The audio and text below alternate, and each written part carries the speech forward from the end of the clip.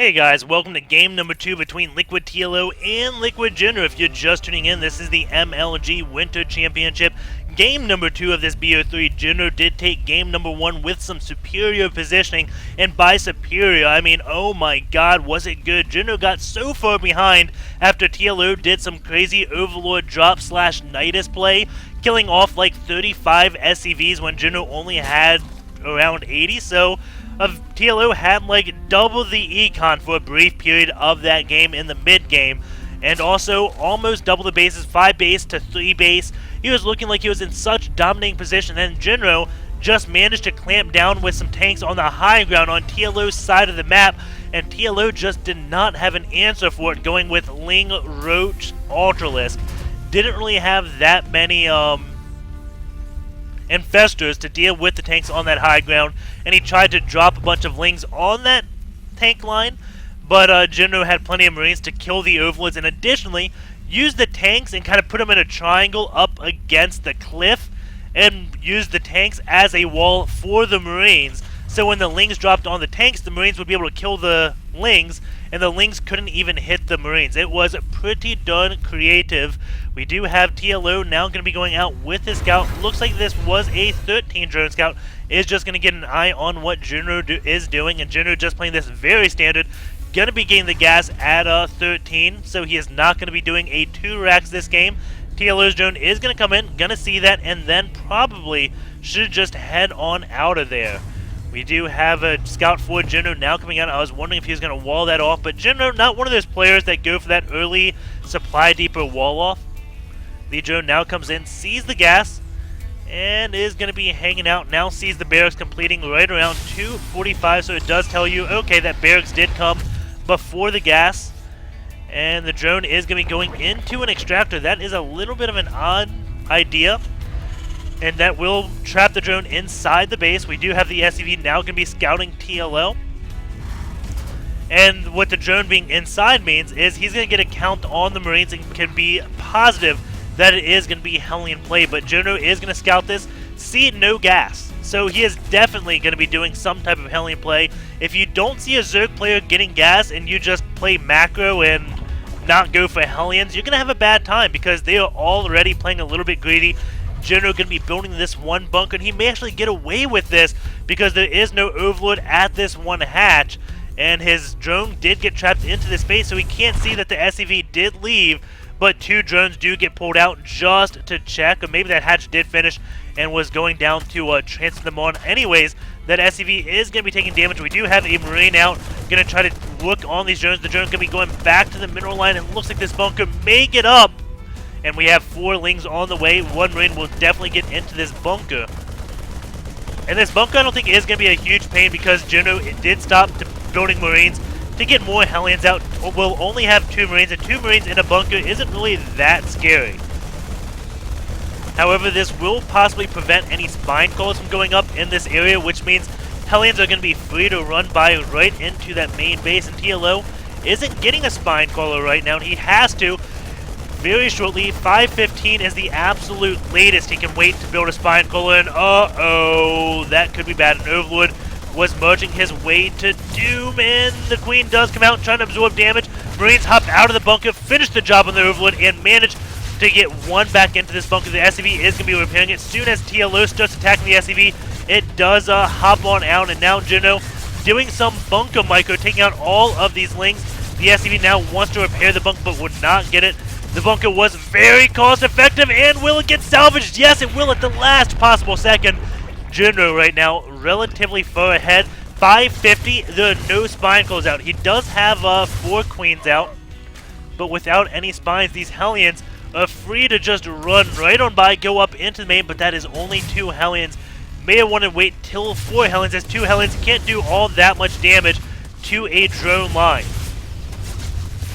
So far, 1 drone is dying. TLO trying to surround these Hellions. A lot of minerals mining time is being wasted. But 2 Hellions killing 2 drones? Not really worth it all, in my opinion. The extractor is finished. 1 Marine going to be working on this. The extractor can see the barracks back here, but nothing else.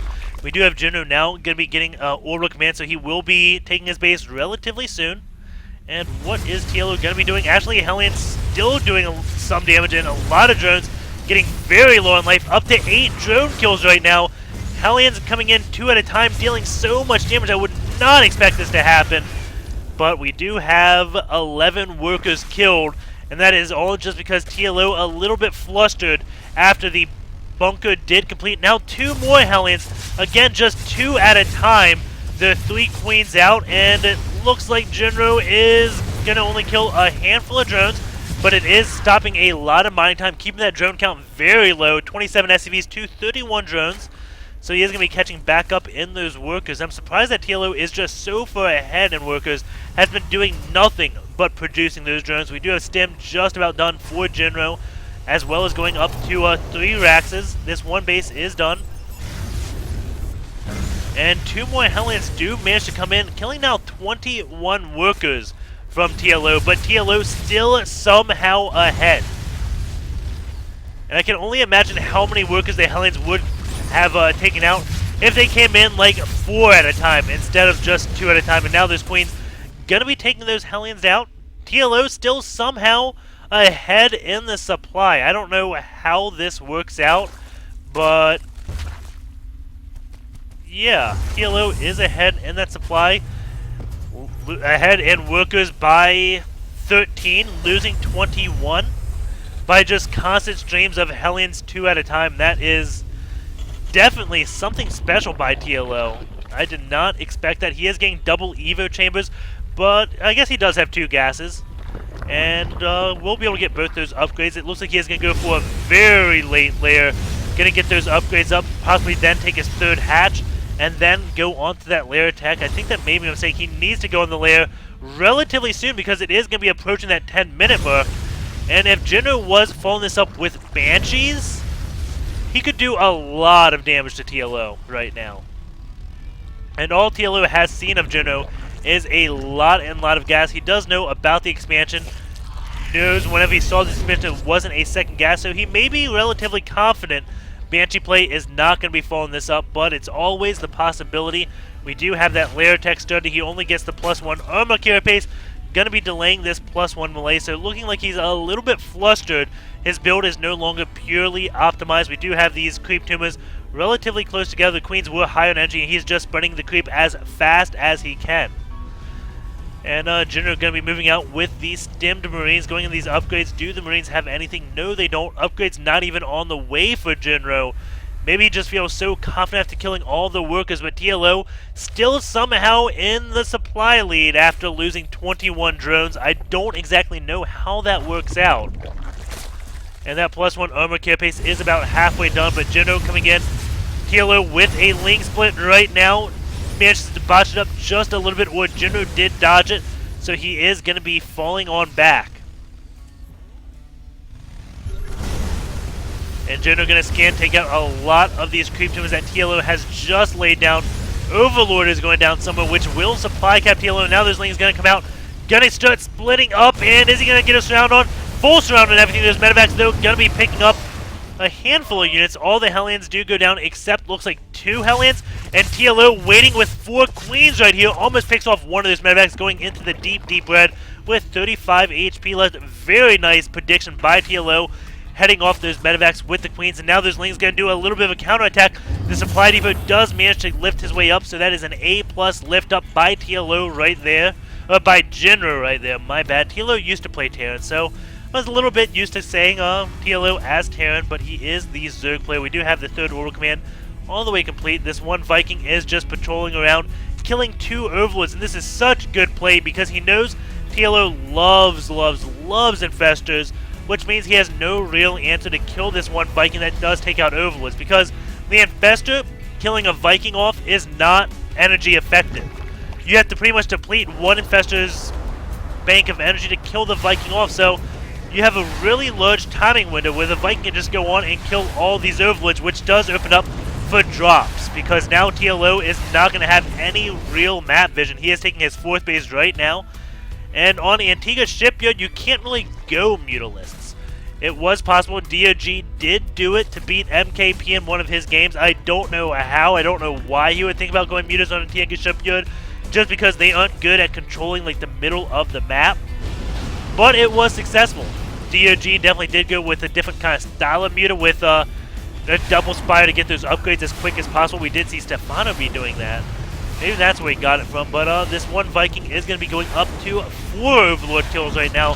Definitely going to be paying for itself. And now turning TLO supply upside down. The 4th base about halfway done for TLO as Jinro hasn't even taken his 3rd yet. Looks like he is just now going to be landing that orbital command at the 3rd base. The worker looks like 54 SCVs, 270 drones. And TLO's only killed 1 SCV, so Jinro, at 14 minutes of the game, I think he's cut SCVs. He's not building any right now. So Jinro has definitely cut SCVs at some point. Maybe when he's doing all that Hellion aggression, he wasn't building SCVs. His minerals got high. I don't know, but should definitely have more workers by now. 3 bunkers are going up by Jinro. And that is a lot of 1-1 lings. 2-2 on the way. The +2 armor, of course, way ahead of that melee attack because it did start first. Well, the +1 armor started first. When the layer finished, this melee attack 2 was still going on. The hive, though, now just completing at the same exact time of this +2 care base, so we can start +3 almost immediately. But Jinro is going on with a little bit of a drop play to go behind this 3rd base. Lings and Banelings waiting right here, so TLO should be able to defend this with no problem, leaving majority of his Lings at this watchtower so he doesn't give up this position, because we know how big position is after watching game number 1. Get a few tanks on this high ground and make this high ground unbeatable. Then the Terran can keep you to 3 bases, starve you out, and just win the game that way. That's kind of what happened on Shakur's Plateau. And Medevac's trying to go in, sees those Queens and Lings and Banelings, decides, okay, that is not a good idea at all. 2 Lings just sitting on right here. Maybe this is for vision. Jinro going to be doing a drop over at this main base. The Marines take out the defensive. More Lings coming in, but I think that's enough Marines to just kill those Lings. TLO has to send more to deal with this. Banelings on the way. That Baneling speed just now starting. That looks like a lot of Banelings for like 1 Marine. Drop is going to be coming in here. Jinro going to be picking up immediately to not lose his units to those Banelings. At the same time, TLO going to be denying Jinro's 4th base. That does immediately lift up. Ling's going to be running in here, sees the Sim City by Jinro, and immediately turns tail and runs. This one drop, though, in the main, doing a lot of damage, up to 29 worker kills. And looks like the drop was trying to deal damage to this 4th base, but just did not. Sees all the Lings, though, at the that 1 base. So this drop still doing some damage. Finally gets cleaned up, and now these Lings just not going to let this 1 command center land. And one thing that's odd is these destructible debris are still up. TLO hasn't taken out any of those in nice position of the map right there with those Marines. But TLO hasn't even taken out his own. And generally that's something he is on top of. You can tell he did get flustered a little bit with that hidden bunker by Jinro. It wasn't really a bunker rush. We do have TLO going to be taking another base, so he will be going up on 5 bases right now. And he is completely maxed out. Jinro is getting +3 weapon attack. TLO is getting 3-3 with Chitinous playing, so he is going to be going into Ultraless Tech yet again. 1 tank does siege and immediately falls down, and Jinro can be dropping. That's in range? No, okay, it's attacking the start. I was going to say, if that's in range to this hatch, this is an imbalanced position, and I have no idea why other players have not really done that. Maybe it's because Zergs never can really hold this 1 base, and holy cow! One of those tanks is slightly in range of that hatch. Big engagement going down. TLO realizing he has to break this line right now. Very nice split by Jinro. And looks like he will just barely hold on. He has pulling ahead in the supply, and this is looking like game number 2, kinda. Except Jinro wasn't nearly as far behind, but with just good positioning and this little tank positioning, he is just inching out wins that he, I don't want to say shouldn't, but just did not expect it to be so easy. This 1 tank, such a good position. TLO now just going to be getting Overlord drops. Going to be having to transfuse this 1 base to keep it alive as long as possible. Now the Marines do come. 1 Overlord does go down. The Lings want to engage the Marines. Marines can fall back to those tanks, but doesn't look like Jinro is doing that. But this 1 hatch, I don't see a reality where that can live. That Overlord drop is just about done. Doesn't have Overlord speed. That is now time to finish exactly when drops do. Unlike in game number 1, TLO does have timings on that. Handful of Marines are going to be dropping, and again, just going to be slowly picking his way off at this one base. This tank positioning is just awesome by Jinro. And maybe he came up with this and never really does it in the ladder, didn't have it in his replay packs. I know that for sure, and was saving it for something like this. Definitely a really nice play out of Jinro. Going to be taking out these queens now with his tanks. One of those queens do fall, and this hatch is so close to falling. Slowly but surely, this one tank in the back will end up killing it off, and Jinro is happily mining at his 4th base right now. Bunch of Ultralisks out on, and it's going to be Ultralisk drop harassment on these tanks, and that will be enough, but the tank just now kills the base. And here we go, a little bit of an Ultralisk drop harass going down on the one tank TLO though. A little bit of a noob with this strategy, only leaving one Overlord with his Ultralisk. So TLO, he knows what Overlord the Ultralisk is in. And Ultra's going to be taking over this one high ground. Jinro with a beautiful split. Those Ultras combined do have 6 armor, while these Marines are dealing 9 damage, though each shot is dealing 3 damage. This one hatch, though, could be falling. Ultralists do get brought up by this Overlord, trying to get here as soon as possible. Hatch does live, but it's not going to take much more to take that hatch down. Will be well beyond half health, so another drop will finish off the job with that hatch. TLO needs to take more and more bases, but Jinro has control of this center area, so TLO can't really easily take bases. If he wants to go defend bases, if Jinro has a good enough split on his tanks, then he can kind of just kill any unit that tries to engage him. And a bunch of Ultralisks now going to be coming on in. Jinro micing all his units back, and again, with this tank spread, just look at it. And now look at that Marine spread. Those Ultras realizing they don't want a piece of that and do retreat. TLO, though, still almost maxed out, but Broodlords, I think, would have been much stronger than these Ultras in this scenario. Jinro right now doing a drop at this main base, pulling a lot of Lings out of position. Going over into the workers killed Jinro. He's the one that's killed 50 workers this game, not TLO. I hear Transfuse is going down on something. I have no idea what it could be. Drop is coming off over again in this main. TLO has now just left it. Going to be staying down here with a handful of units. This drop is going to do some damage. Will it manage to pick off this hatch? I don't think so. Same time, looks like something was happening there. Jinro just doing a slow push, trying to bait these units away from the space so he can go in. Baneling does connect on over half the Marines over here, so that is going to possibly save their hatch. It's going to be close. Jinro does lift up. Can you imagine that Baneling didn't hit? That hatch would have went down. Those Marines, what are the upgrades? Do they only have 1 armor? 2 armor out, and those Banelings do have 3 attacks, so easily dealing with those Marines. Hatch, though, at 105 health. Again, not going to take much to take that hatch down, and TLO is going to be starved out of minerals relatively soon. We have another PF morphing. Jinro just turtling up as hard as he possibly can. And now going to be taking out anything he can for relatively free. Taking out all those Overlords. Now going to be retreating back. At the same time, we do have a drop going off into the main base. And Jinro maxed out, and we don't really have units dying. Jinro's just doing so much harassment while staying maxed out. Did lose about 15 Marines right there, but 15 Marines at 30 minutes of the game, that is nothing. And that +3 armor now just finishing for Jinro, so both of these players going to be fully maxed out. We do have 4 Corruptors on the way, so Broodlords will be making an appearance in this game, possibly. Jinro, though, going to be trying to take out that one hatch. Banelings coming in with these Lings, and now going to be just going on away. Knows that Jinro's Baneling targeting is just so good, and another tank does go on the high ground, but an Ultralisk drop harassment is coming in. Will it kill off this one tank? It looks like yes, it will. And there's multiple Overlords here, so it's going to be the question, which Overlord is it in? And only one does go to pick up, and will this get targeted? No.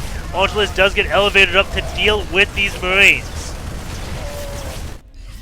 At the same time, though, Jinro is going to be coming up here. May just try to kill off that one Ultralisk.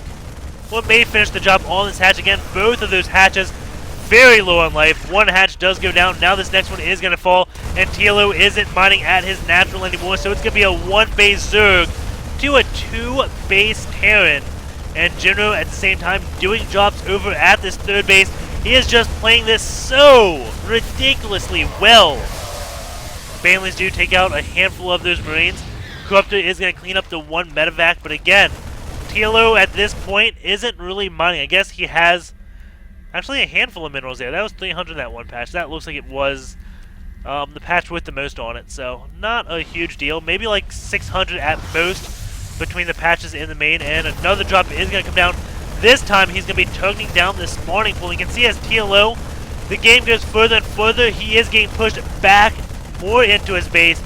No longer really has creep around the map, and well, at least creep tumors around the map, except down here. Will those get taken out? I don't know. Medevac coming, just checking on for more bases of TLO. Meanwhile, Jinro going to be taking the expansion. He will be going on 5 bases now, and 2 drones look like they will be the Lucky Scouts.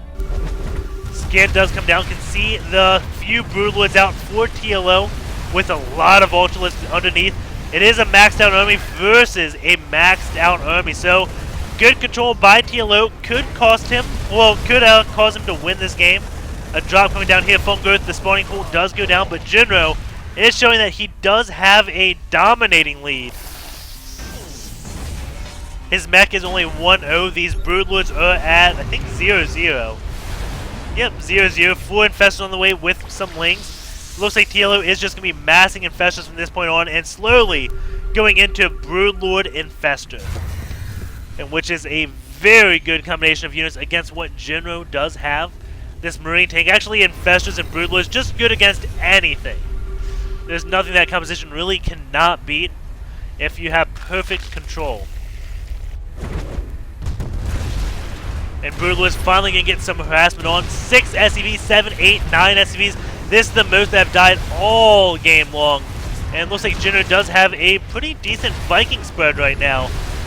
So Fungal Growths don't just completely demolish his Vikings. And all the Broodlords have fallen. At the same time, Jinro's probably doing a drop somewhere. Does have a handful of Marines going to be going up, checking out this 1 base, see if there's anything there yet. Jinro being so proactive with his scouting right now. And this 1 base did get taken out. Or it did lift up. Something to point out. Scans going down, can see exactly what this army does look like. And Jinro looks like he is going to be pushing slowly forward. Going to try to take this high ground. Those Lings do have vision of it. And now's the time TLO can attack possibly. And looks like he is going to go for it. But that small hesitation to decide what ramp to go up may have just cost him a lot of units. As all the Ultras now finally joining the fight after the Lings have already died. Few Ultras do go down to the south, but do get cleaned up by those Marauders. And looks like everything by TLO just gets cleaned up. Jinro has just so much more than TLO going over into the army supply, 86 to 41. Worker supply, 45 to 38. So this game, Jinro did not really build that many workers. I mean, TLO has only killed 7 workers, and Jinro has built, well, 8 workers now. Jinro's built 44. Or has 44 out. So 52 SCVs built so far this game. Really low number. And now that those Banelings hit, it's up to 18 SCV count. So TLO still has a chance to come in. The SCV count is very low by Jinro. And I think the orbital command count isn't really high enough to sacrifice SCVs. Only has 3 orbitals, it looks like. Yeah, he only has 3 orbital commands, so if he's cutting SCVs now is not the time. He doesn't not have minerals banked up, only at 400 minerals, while he has 3,300 gas. That's 3.3k gas for Jinro right now. TLO very strapped on cash because he is constantly losing his units and constantly rebuilding. Going over into this lost tab, we do see it is relatively close, surprisingly. Another Broodlord on the way, but Jinro should have the Vikings to deal with it. No, he doesn't have a single Viking out. So this Broodlord switch could catch Jinro off good, just thinking, oh, you won't go Broodlords because I have Vikings. You won't. And TLO is doing it, but keep in mind, this third base almost depleted. This is TLO's last mining base, which just got scanned. And now Jinro is going to be slowly pushing his way over into TLO's last real mining base. TLO is researching no parasite, and that could help, but it looks like it will be coming out too late. But Jinro doing one of the slowest pushes I have ever seen. And Overlord is here spewing creeps, so Jinro decides not to take his 5th base, but is getting in position to attack TLO's 5th. Broodlord's going to be coming in. Vikings are going to be able to deal with them relatively easy. Corruptors also coming in to help. And once the tanks... Well, maybe the tanks don't get sieged. I don't know if he wants to siege them in this scenario or not. Obviously, he is going to do that. Gets a good volley off on those infestors. Just has to be careful about the friendly fire with those Broodlords out on the map. No longer has Vikings to really kill the Broodlords. Would have to do it with Marines. But TLO has enough infestors to scare any number of Marines out. And the Thor doing a little bit of damage, only at 1 missile attack upgrade. The air upgrade's inexistent for TLO, and ooh! Neuroparasite goes on the Colossus, and now they're attacking each other, and the Colossus may actually get to kill one. No! Gets it into the deep, deep red. I haven't seen a Colossus, a Thor. What am I talking about? Overlord does go down, it was lifting something, and there goes the GG. TLO gonna go down 2-0. In that series. I hope you enjoyed the games, and yeah, we can look at the injects again.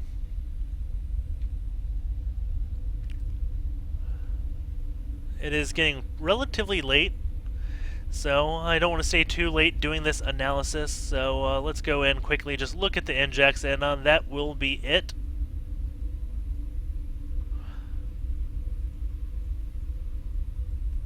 It is 7.3 again, so TLO very consistent in this BO3. Both games had around a 7-second, 10-minute inject mark. Very nicely done by both players. Very impressed by Jinro. That one tank positioning right here was so clutch again. Just abusing the map, putting his tanks on those high grounds, making them so ridiculously effective. Hope you enjoyed the games. Take care, and I will see you.